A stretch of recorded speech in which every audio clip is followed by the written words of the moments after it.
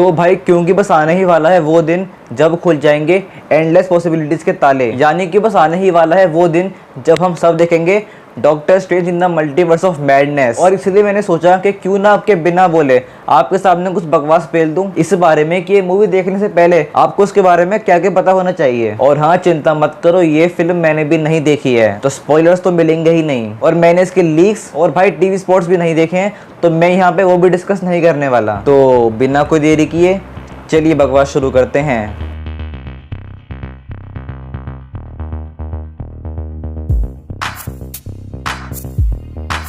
तो हमारे डॉक्टर साहब शुरू से ही एमसीयू के अंदर एक मेजर रोल प्ले करते आए हैं। उन्होंने इन्फिनिटी वॉर और एंड गेम के अंदर अवेंजर्स की हेल्प करी थी, और उन्होंने ही नो वे होम के सारे इवेंट्स करवाए थे। हालांकि उन्होंने अपना फिल्म डेब्यू 2016 में अपनी ओरिजिनल मूवी डॉक्टर स्ट्रेंज से किया था, पर उनको अपनी सेकंड मूवी मिलना अभी तक बाकी है, जबकि उनके साथ के और भी कैरेक्टर्स जैसे कि गार्डियंस और एंटमैन को अपनी 2 मूवीज मिल चुकी है ऑलरेडी। पर ये सिलसिला बदलने वाला है 6 मई को मल्टीवर्स ऑफ मैडनेस के रिलीज के बाद। और मैं आपको बता दूं कि डॉक्टर स्ट्रेंज एमसीयू की वो फिल्म बन चुकी है जिसका सीक्वल सबसे लंबे गैप के बाद आ रहा है, पूरे 6 साल के बाद आ रहा है सीक्वल। हालांकि ये फिल्म सिर्फ डॉक्टर साहब की नहीं है, हम सब जानते हैं कि इस फिल्म में उनके साथ वांडा भी अपीयर होने वाली है, जिसके साथ ये फिल्म प्रॉमिस करती है हम ऑडियंस को थोड़ी सी तकलीफ और पीड़ा दिखाने का। पर भाई ये मत भूलो कि सिर्फ वांडा की कहानी में इतना पोटेंशियल नहीं है, मार्वल ने मल्टीवर्स को इंट्रोड्यूस कर दिया है, और ये फिल्म इस कंसेप्ट के साथ बहुत ही हैवीली खेलने वाली है। और ये भी हो सकता है कि ये फिल्म हमको एक्समैन और फैंटास्टिक फोर के कुछ हिंट्स दे दे, जैसे कि हमने इसके ट्रेलर में सर पैट्रिक स्टुअर्ट की आवाज सुनी थी और उनका सर देखा था। और भाई ये फिल्म बिल्कुल सिविल वॉर और इन्फिनिटी वॉर की तरह एक क्रॉसओवर इवेंट मूवी है, जिसमें इतना पोटेंशियल है कि वो अपने इस पूरे यूनिवर्स को एक्सपेंड करे। और भी बहुत सारी बातें जो आपको फिल्म देखने से पहले पता होनी चाहिए। और इसलिए हमारा पहला पॉइंट आता है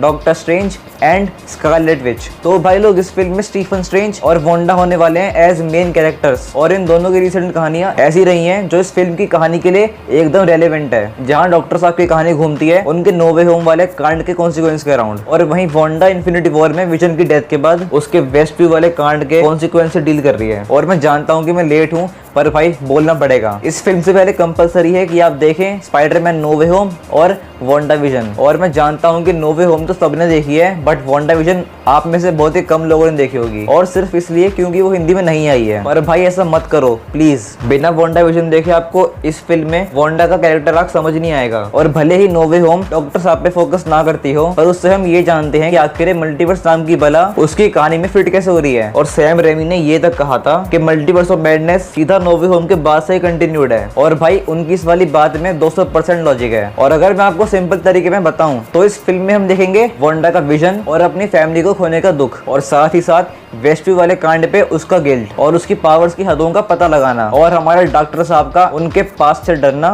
और कहीं ना कहीं तबाही को न्योता देना। तो इतने बेहतरीन फर्स्ट पॉइंट के बाद में अब आता है हमारा सेकंड पॉइंट। हमारा सेकंड पॉइंट है Sam Raimi is directing multiverse of madness. दोस्तों, इस फिल्म के डायरेक्टर हैं सैम रेमी, और ये वही शख्स हैं जिन्होंने हमको स्पाइडरमैन ट्रायलॉजी और इविल डेड सीरीज दी है। और भाई जो उनका ये इंटरेस्टिंग कॉम्बिनेशन है हॉरर और सुपर हीरो मूवीज का, यही तो हमको देखने में मजा आता है, और यही है इस फिल्म का true nature, super hero plus horror. और भाई ऐसा लग रहा है कि इस फिल्म में एक से एक माइंड बेंडिंग सीन होने वाला है। भाई ये फिल्म एक ऐसी फिल्म है जो हमको हमारी सीट से कूदने पे मजबूर कर देगी, और ये फिल्म अपने आप को बेचबी बेस पे रही है। इसकी टीम का ये कहना है कि ये एमसीयू की अब तक की फर्स्ट हॉरर मूवी है, और भाई सैम रेमी इसके लिए एक परफेक्ट कैंडिडेट है। और भाई इससे पहले हॉरर जॉनरा में वो बना चुके हैं इविल डेड, और अगर सैम रेमी की बात पे बिलीव करा जाए तो ये फिल्म डेफिनेटली एमसीयू में फर्स्ट ट्राई है हॉरर के लिए, और ये इस फ्रेंचाइजी के लिए एक्साइटिंग भी है, क्योंकि जैसे कि मून नाइट जो कि एमसीयू की कन्वेंशन से बिल्कुल ही अलग है, वो इतना बेहतरीन परफॉर्म कर रहा है। और भाई बाकी तो समय ही बताएगा कि ये हॉरर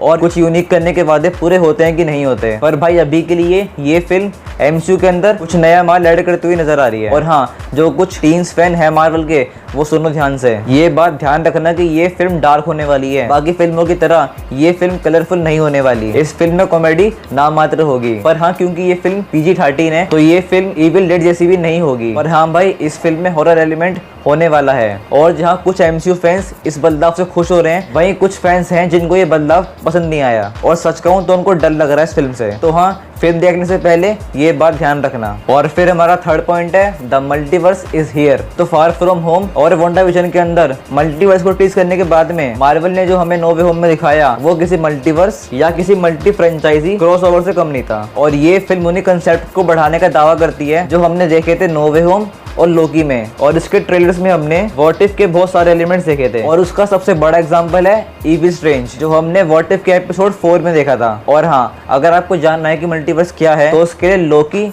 और व्हाट इफ ये दो अच्छे शोज हैं। और यार मल्टीवर्स नाम की चीज इस फिल्म के बारे में बहुत सारे सवाल जगा रही है। कुछ लोग सोच रहे हैं कि क्या इस फिल्म में इल्यूमिनाटी आएंगे, कुछ लोग सोच रहे हैं कि क्या इसमें सर पैट्रिक स्टुअर्ट आएंगे। और यार मल्टीवर्स एक ऐसा कॉन्सेप्ट है जिसके पास पोटेंशियल है कुछ नए हीरोज को और कुछ नए विलेंस को दिखाने का, जैसे कि माइल्स मोरेल्स और स्पाइडर ग्वेन, क्योंकि वो लोग यूनिवर्स से आते हैं। और भाई जब से ये मल्टीवर्स आया है ना, सब लोग बस गेस करते रहते हैं। और अगर मैं अपनी राय दूं तो भाई एक बहुत ही औसम सी कहानी है सीक्रेट वॉर्स नाम की, जिसको एमसीयू आने वाले फेज के अंदर दिखा सकता है। और हालांकि ये एमसीयू फिल्म्स के लिए नया ना हो, पर इससे मार्वल के अंदर कुछ नए बंदों का आना पॉसिबल है।